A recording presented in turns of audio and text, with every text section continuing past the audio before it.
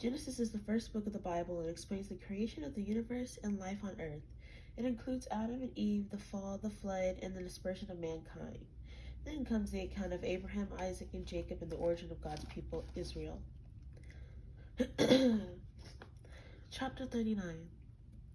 Now Joseph had been taken down to Egypt, and Potiphar, an officer of Pharaoh, captain of the guard, an Egyptian, bought him from the Ishmaelites who had taken him down there. The Lord was with Joseph, and he was a successful man, and he was in the house of his master the Egyptian. And his master saw that the Lord was with him, and that the Lord made all he did to prosper in his hand. So Joseph found favor in his sight and served him.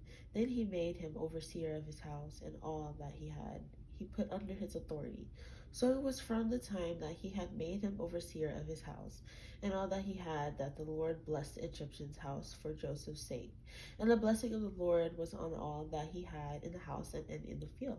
Thus he left all that he had in Joseph's hand, and he did not know what he had except for the bread which he ate. Now Joseph was handsome in form and appearance. And it came to pass after these things that his master's wife cast longing eyes on Joseph, and she said, "Lie with me."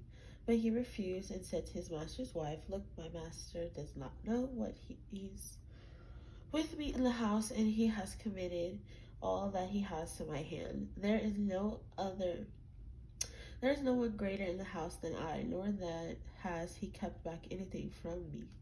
But because you are his wife, how then can I do this great wickedness and sin against God?" So it was as she spoke to Joseph day by day that he did not heed her to lie with her or to be with her. But it happened about this time when Joseph went into the house to do his work, and none of the men of the house was inside, that she caught him by his garment, saying, "Lie with me." But he left his garment in her hand and fled and ran outside.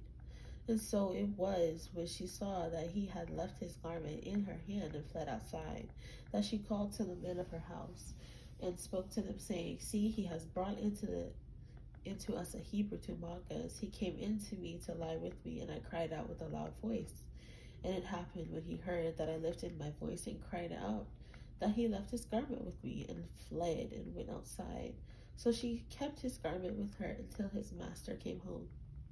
Then she spoke to him with words like these, saying, "The Hebrew servant whom you brought to us came into me to mock me." So it happened as I lifted my voice and cried out, that he lifted his garment with me and fled outside. So it was when his master heard the words which his wife spoke to him, saying, "Your servant did to me after this manner," that his anger was aroused. Then Joseph's master took him and put him in the prison, at a place where the king's prisoners were confined, and he was there in the prison. But the Lord was with Joseph and showed him mercy. And he gave him favor in the sight of the keeper of the prison. And the keeper of the prison committed to Joseph's hand all the prisoners who were in the prison. Whatever they did there, it was his doing. The keeper of the prison did not look into anything that was under Joseph's authority, because the Lord was with him, and whatever he did, the Lord made it prosper. Chapter 40. It came to pass after these things that the butler and the baker of the king of Egypt offended their lord, the king of Egypt. And Pharaoh was angry with his two officers, the chief butler and the chief baker. So he put them in custody in the house of the captain of the guard in the prison, in the place where Joseph was confined. And the captain of the guard charged Joseph with them, and he served them. So they were in custody for a while. Then the butler and the baker of the king of Egypt, who were confined in the prison, had a dream. Both of them, each man's dream in one night, and each man's dream with its own interpretation. And Joseph came into them in the morning and looked at them and saw that they were sad. So he asked Pharaoh's officers who were with him in the custody of his lord's house, saying, "Why do you look so sad today?" And they said to him, "We have each had a dream, and there is no interpreter of it." So Joseph said to them, "Do not interpretations belong to God? Tell them to me, please." Then the chief butler told his dream to Joseph and said, and said to him, "Behold, in my dream a vine was before me, and in the vine were the three branches, and was as though it budded, its blossoms shot forth, and its clusters brought forth ripe grapes. Then Pharaoh's cup was in my hand, and I took the grapes and pressed them into Pharaoh's cup, and placed the cup in Pharaoh's hand. And Joseph said to him, This is the interpretation of it. The 3 branches are 3 days. Now within 3 days Pharaoh will lift up your head and restore you to your place, and you will put Pharaoh's cup in his hand according to the former manner when you were his butler. But remember me when it is well with you, and please show kindness to me. Make mention of me to Pharaoh, and get me out of this house. For indeed I was stolen away from the land of the Hebrews, and also I have done nothing here that they should put me into this dungeon. When the chief baker saw that the interpretation was good, he said to Joseph, I was also in my dream, and there were 3 white baskets on my head. In the uppermost basket were all kinds of baked goods for Pharaoh, and the birds ate them out of the basket on my head. So Joseph answered and said, This is the interpretation of it.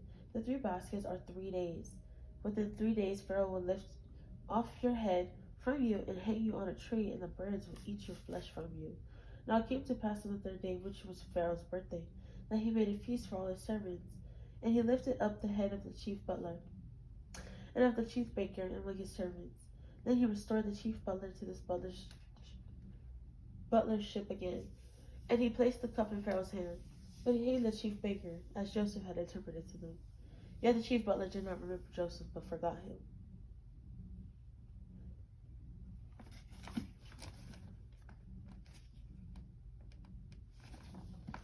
Genesis is the first book of the Bible and explains the creation of the universe and life on earth. It includes Adam and Eve, the fall, the flood, and the dispersion of mankind. Then comes the account of Abraham, Isaac, and Jacob, and the origin of God's people, Israel.